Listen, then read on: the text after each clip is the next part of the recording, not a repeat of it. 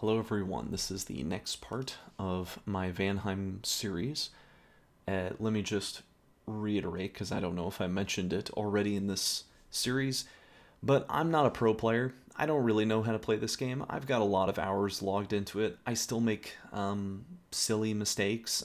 There's tons of stuff I don't know anything about. I'm not a Dominions expert. I'm not a Dominions god. I'm not the Panto creator. So, you know, just take it with a grain of salt. I think I'm an intermediate player. I think I have some command over some mechanics of the game. But anyway, enough of that.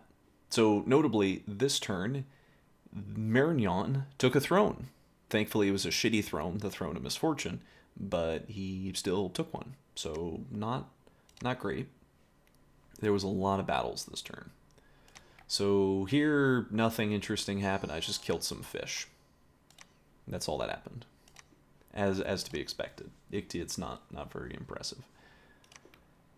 And here I am fighting again more militia with my prophet.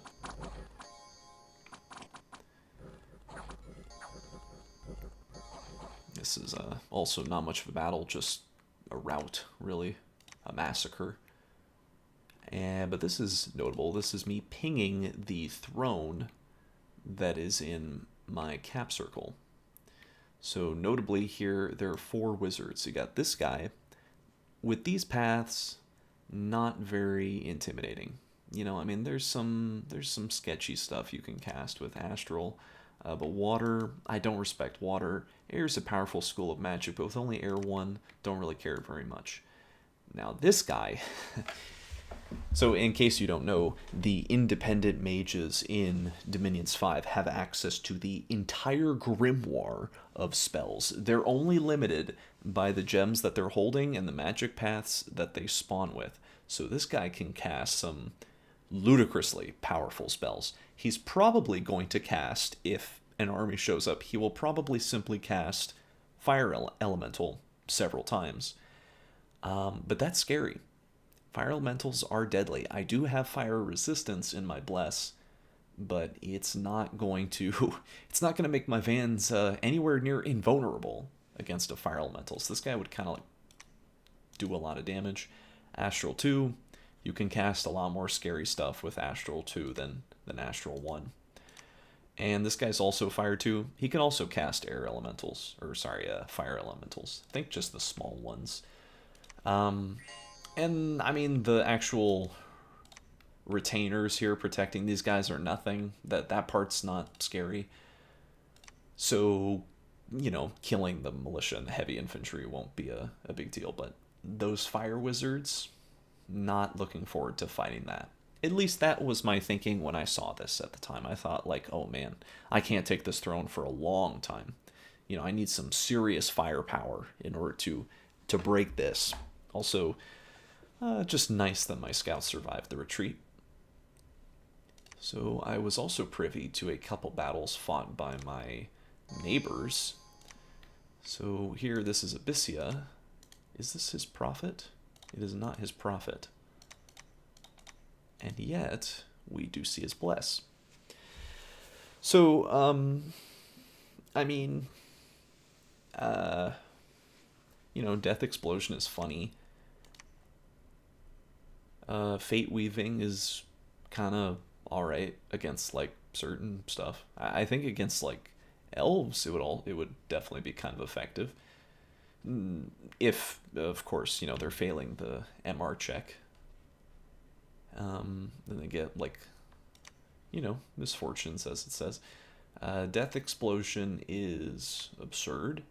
Barkskin makes sense because even though you take a little fire vulnerability, as an Abyssian, your fire resistance is already insane. You know, you're the fire resistance nation. So that's just bumping up their protection really high.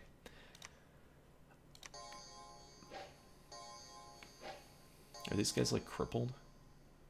Yeah.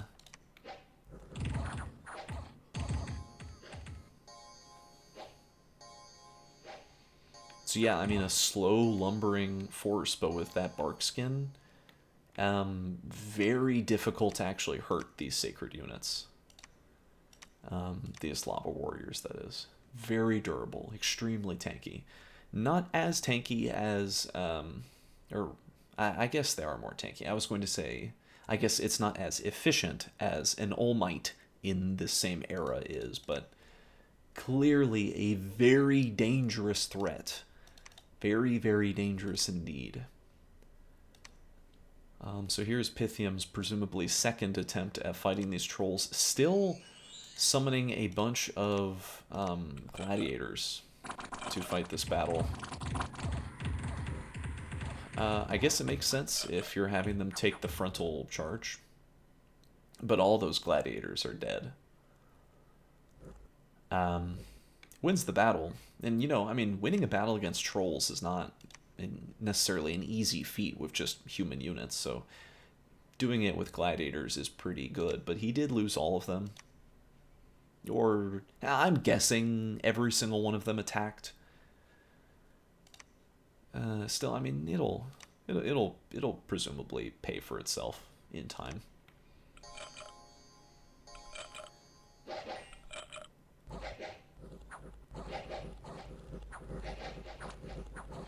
So my units get kind of split here, but I kill some of the commanders in the back, and that causes a rout. So great, did not have to do nearly as much fighting. Still lost a van. Always feels bad when that happens. And then Abyssi is down here as well. Still not his sacred. Or sorry, still not his prophet, I should say.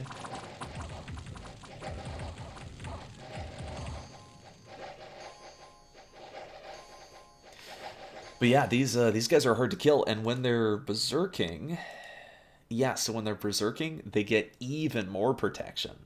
25 total protection. That is insanely good. Like straight out of the gate on turn 0, you can get 25 protection units. I mean, these things, that's gonna be hard to actually hurt them.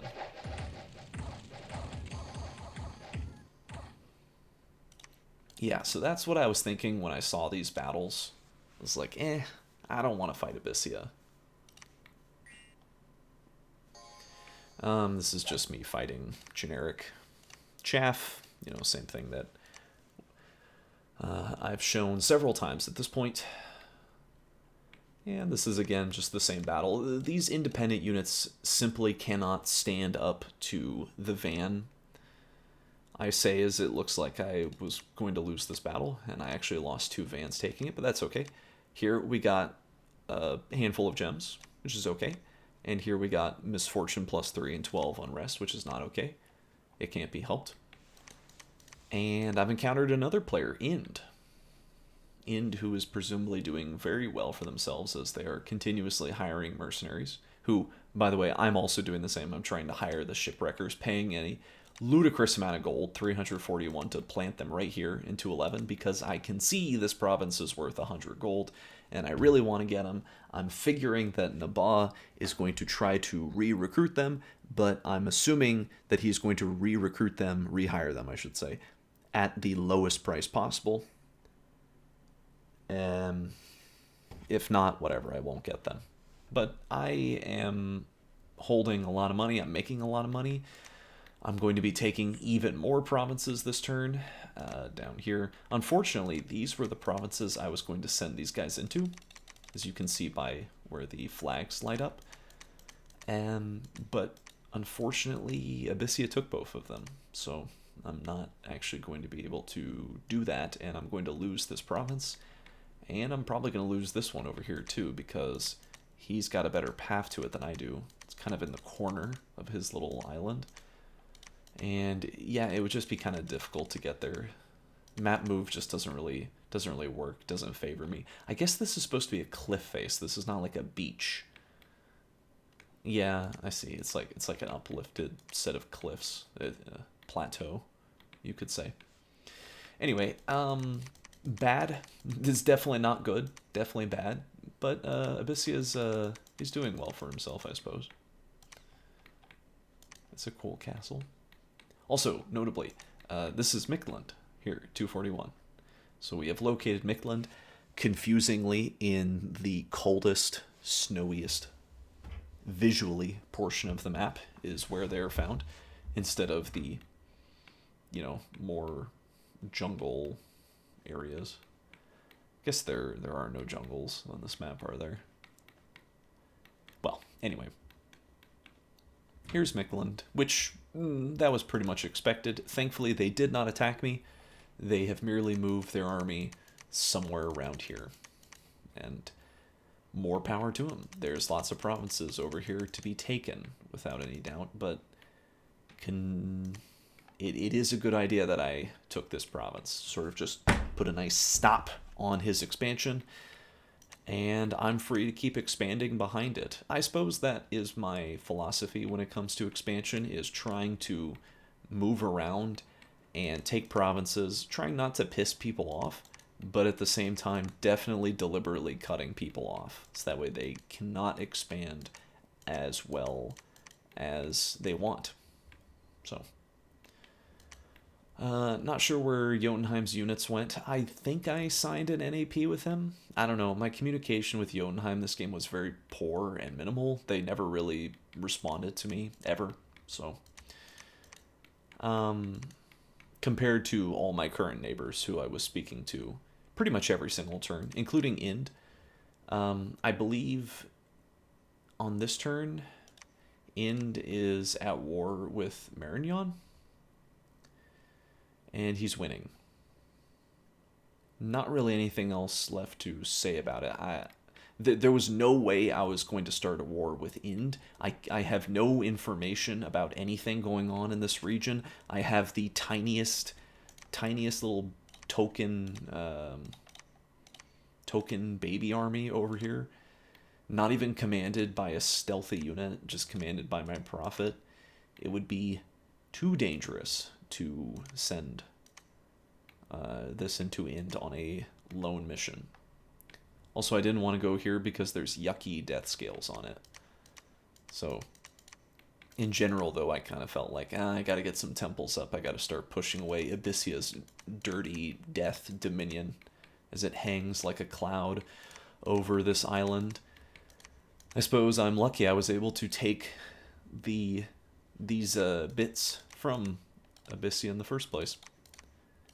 It was just to quickly review the provinces that I've taken this turn, the recruitment that can be found within them. Oh yeah, this one has a lava lake. Pretty nice. Much like the lava lake over here. And also this is just gold. Nothing there. Yeah, nothing interesting. Continuing to scout over here and see how big Pythium is. Kind of looks like Pythium's capped out. I've definitely put the squeeze on them, and it's looking good so far. Expansion's looking great. It's only turn 10, and I have quite a number of provinces. And I will also have a palisade done in 2 turns. I guess I should have probably sent some units to go build temples and labs, because I am hoarding a lot of money. Not really because I want to, I just don't have a lot of it to spend it on. I mean, I was planning on banking this money deliberately so I could invest it in infrastructure when the need arose. But these things are going to be done in 2 months. I should be moving a elf onto these provinces, so that way I can build a temple and a lab. Because, I mean, imagine it's next turn, it's turn 11, and the palisades are 1 month away from being finished. I have nobody here to build the temple or the lab, so the palisades are going to finish, and I'm not going to have anything to do with them.